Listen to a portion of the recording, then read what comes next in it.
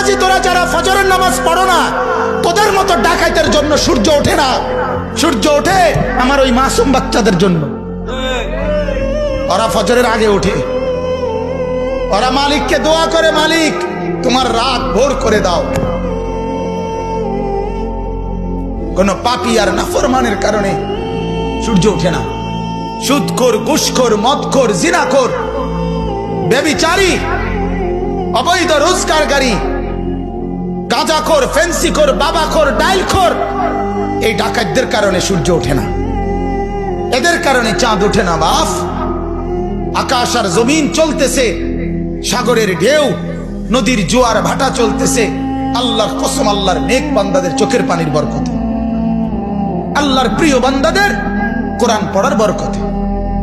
নাই তো আরো আগে তসনস হয়ে যেত, তসনস হয়ে যেত।